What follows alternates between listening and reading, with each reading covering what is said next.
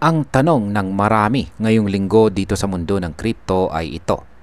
Mananatili ba si Kaspa sa kanyang uptrend o babagsak na siya mula sa kanyang kasalukuyang antas ng presyo or price level? Simula pa noong katapusan ng June ay nagpakita na si Kaspa ng matibay na pag-akyat. Pero nitong nakarang linggo ay tila bumagal na ang kanyang galaw at nagsimulang umatras ang kanyang presyo. Maraming mga traders ngayon ang nag-aabang kung ito ba ay isang simpleng pahinga lamang o sinyales ng mas malaking pagbagsak. Kaya sa video na ito ay himay-himayin po natin ang mga galaw ng presyo ni Kaspa sa pamamagitan po ng mga technical analysis at saka indicators. Pero bago po tayo magpatuloy ay pakibasa na lamang po muna ang disclaimer dito po sa ibaba ng ating screen. Ayan, simulan po natin sa kung ano po ang sinasabi ng Kaspa chart ngayong araw na ito.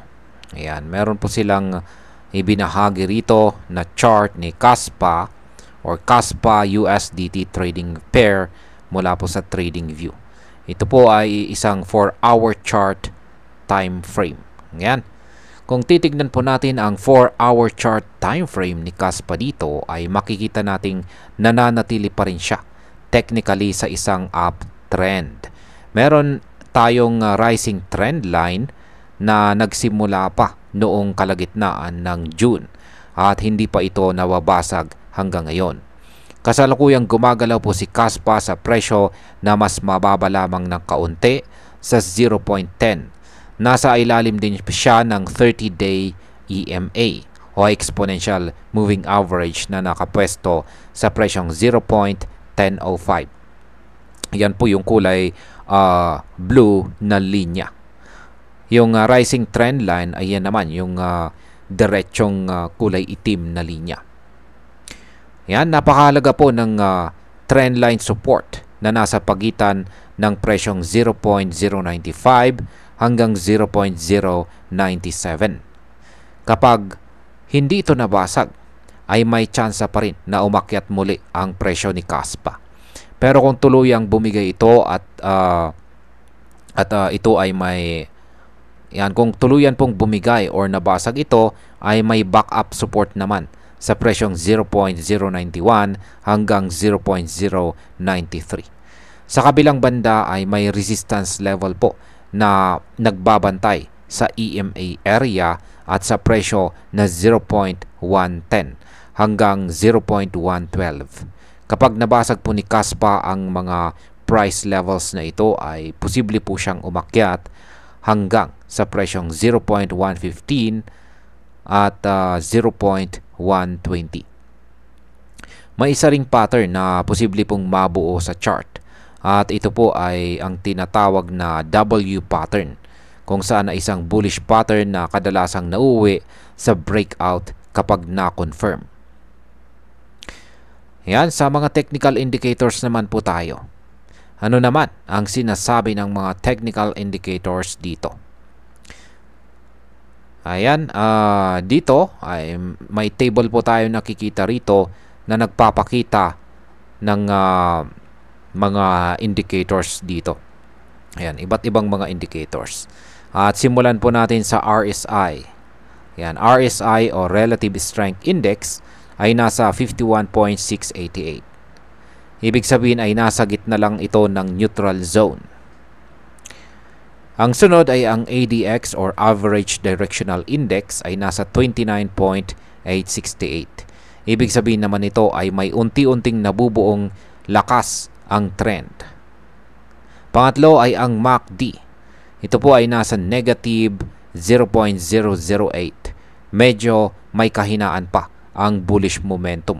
Yan po ang ibig sabihin nito. Pangapat ay ang CCI or ang Commodity Channel Index ay nasa 47.66. Ibig sabihin ay neutral din ang reading nito. Yan, sunod ay ang ROC or Rate of Change. At ito po ay nasa negative 1.396. Ibig sabihin nito ay bahagyang mas mababa po ang presyo ngayong linggo kumpara sa nakaraan. At ang panghuling indicator ay ang bull bear power. At ito po ay nasa 0.0213 na ibig sabihin ay may bahagyang edge pa rin ang mga bulls. Sa pangkahalatan ay sinasabi po ng mga indicators na wala pa tayong malinaw na reversal sa trend.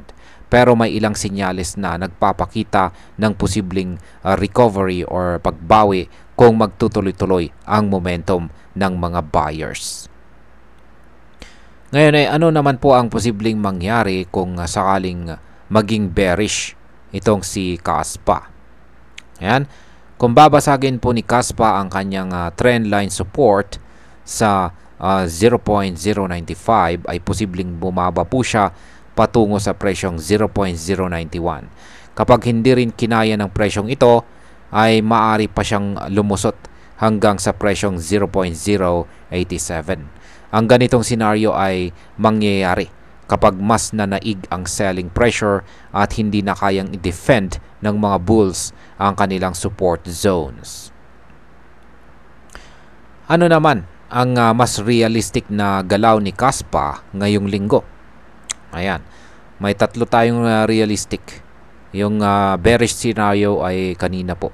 Ngayon is yung mas realistic na scenario. Ayan. Maaari pong ang mas realistic na scenario para kay Kaspa ngayong linggo ay magkakaroon siya ng sideways movement lamang sa pagitan po ng presyong 0.095 to 0.105. Maaari pong magkaroon ng testing ulit sa resistance na 0.110, pero para mabasag ito ay kailangan po ni Kaspa ng mas malaking volume o kaya ay tulong mula kay Bitcoin kung sakaling siya ay biglang gumalaw pataas. Kumbaga nasa waiting game ang mga traders ngayon. Tinitignan kung kailan po ulit bubulusok pataas si Kaspa o kung mauuwi ito sa pagre-retrace. Ayan, dito naman po tayo sa bullish scenario. Kung sakaling makabounce si Kaspa pataas ng 0.1005 or 1005 at tuluyang ma-break or mabasag ang resistance zone na nasa 0.110 ay magbubukas ito ng pintuan papunta sa presyong 0.115 or 0.120. Pero para mangyari ito ay kailangan natin ng malinaw na shift sa momentum. Kailangang umangat po ang RSI lampas sa 55 at magkaroon ng solid volume support. Ang W pattern ay magpi-play out lamang kung may sapat po na buying interest sa mga critical support level. At ayan, para po sa atin bilang mga Pinoy crypto enthusiast ay napakahalaga ng kaalaman sa ganitong mga galaw. Una sa lahat ay matuto tayong magbantay, hindi lang sa presyo kundi pati na rin sa mga technical support at saka resistance levels. Kung ikaw po ay may holdings or hawak na Kaspa, ay magandang obserbahan po muna natin kung mananatili siya sa trendline support dito.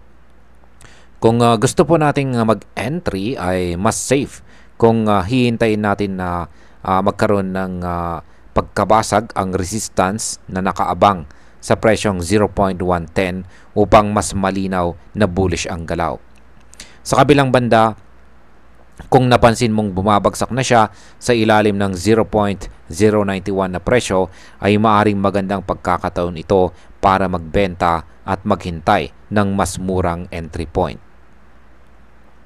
At bilang panghuli, para sa akin ay mukhang nasa critical point ngayon itong si Kaspa. Ang hindi pa nababasag na trendline ay nagbibigay pa rin ng pag-asa sa mga bulls. Pero hindi rin natin maikakaila na humihina ang kanyang momentum.